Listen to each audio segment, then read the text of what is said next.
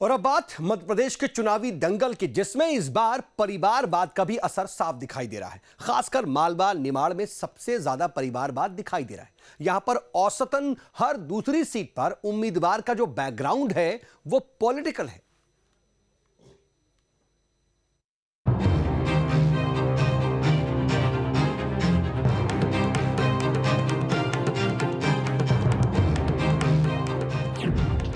मध्य प्रदेश का चुनावी समर, मालवा निमाड़ में परिवारवाद का असर। जी हां, मध्य प्रदेश के चुनावी दंगल में हर बार की तरह इस बार भी परिवारवाद हावी दिख रहा है, लेकिन इस बार परिवारवाद सबसे ज्यादा मालवा निमाड़ क्षेत्र में दिख रहा है।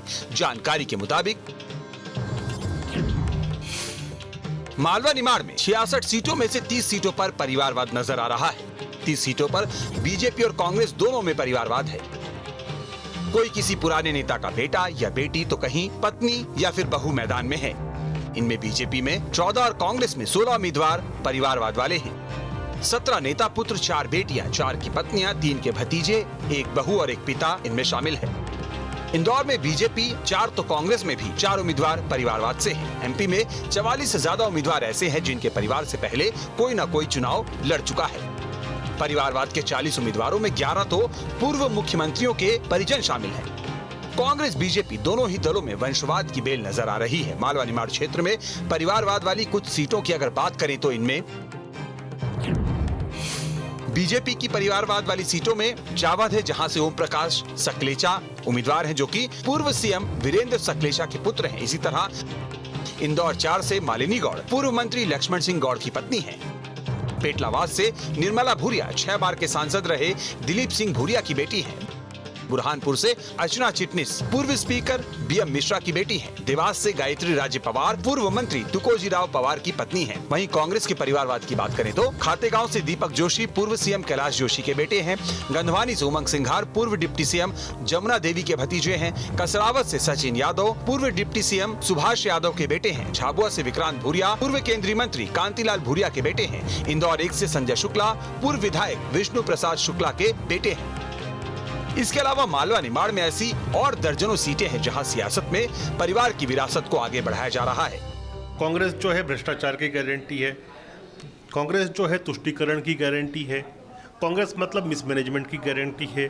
लेकिन अगर किसी परिवार के बच्चे को, जिसने बूथ स्तर पर काम किया हो, मंडल स्तर पर काम किया हो, जिला स्तर पर काम किया हो, काम करते करते वो प्रदेश की इकाई तक पहुंचा हो और उस पर जन सामान्य भी उसको पसंद करता हो और उसको टिकट दे दिया जाए तो वो परिवारवाद नहीं होता। मैं तो आपसे ये पूछता हूँ, आप इतने बड़े जर्नलिस्ट हैं मध्य प्रदेश के, आप जानते हो कि कांग्रेस में कांग्रेस का प्रदेश अध्यक्ष या राष्ट्रीय अध्यक्ष कौन बनेगा या किसके कंट्रोल में रहेगा? क्या कोई भी ये कह सकता है कि विष्णुदत्त शर्मा जी के बाद या फिर नड्डा जी के बाद भाजपा का अध्यक्ष कौन बनेगा? कोई नहीं कह सकता। ये खुद भी नहीं कह सकते, क्योंकि ये पार्टी वंशवादी पार्टी नहीं है। ये जो पार्टी है भारत की जनता की पार्टी है और कार्यकर्ताओं की पार्टी है। ये लोकतंत्र है। लोकतंत्र में जो है जनता जिसको स्वीकार कर ले वो जो है प्रतिनिधि, जनप्रतिनिधि। भारतीय जनता पार्टी हमेशा गैर लोकतांत्रिक और गैर संवैधानिक बातें करती है।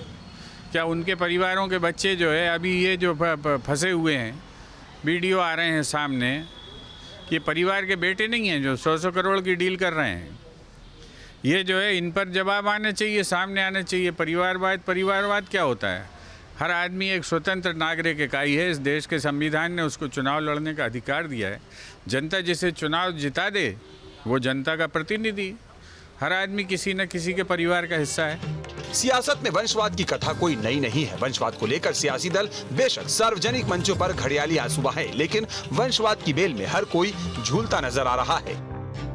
देखिए, ये भी राजनीति में एक जुमले की तरह उपयोग किया जाता है परिवारवाद, कि फिर मेरा परिवारवाद आपके परिवारवाद से बड़ा है। ये भी सफाई राजनीतिक दलों की तरफ से आती है, लेकिन बड़ा स्वाभाविक होता है। इसे परिवारवाद नहीं कहना चाहिए, क्योंकि बहुत सारे लोग ऐसे होते हैं राजनीति में जिनकी अगली पीढ़ी भी राजनीति को ही चुनती है। तो उसका मतलब तो ये तो नहीं होता कि यदि एक व्यक्ति राजनीति में है तो दूसरा राजनीति में आएगा ही नहीं। राजनीति में वोट लेना आसान नहीं होता। ये हो सकता है कि एक परिवार के कारण आपकी पहचान बाकी लोगों से जल्दी बन जाए। लेकिन परिवारवाद का जो नकारात्मक फर्क होता है वो भी हमने कई मामलों में देखा है कि परिवार से जो लोगों की नाराज़गी है या परंपरागत जो विरोधी वोट है वो भी साथ में मिलता है। यदि आपको सकारात्मक वोट मिलता है तो उसका लाभ हानि दोनों है। सियासत में सबसे बड़ी गारंटी जीत की गारंटी होती है। ऐसे में अगर परिवारवाद के अंदर भी जीत की संभावनाएं दिखी तो सियासी दलों को इससे गुरेज नहीं होता। रही बात परिवारवाद पर एक दूसरे पर सियासी हमले करने की, तो ऐसे रूटीन बयान हर चुनाव में पॉलिटिकल मंचों से अक्सर सुनाई देते हैं। परिवारवाद सियासत का एक अहम मुद्दा रहा है और मध्य प्रदेश के मालवा निवाड़ की 30 ऐसी विधानसभा सीटें हैं जो परिवारवाद से प्रभावित है। कांग्रेस हो या बीजेपी, दोनों ही दल इसे टैलेंट और जनता की पसंद कह रहे हैं, लेकिन ये बात भी तय है कि इस मुद्दे को लेकर आरोप प्रत्यारोप का दौर आगे भी जारी रहेगा। वीडियो जर्नलिस्ट अभय के साथ गौरव गुप्ता, न्यूज़ स्टेट मध्य प्रदेश, छत्तीसगढ़।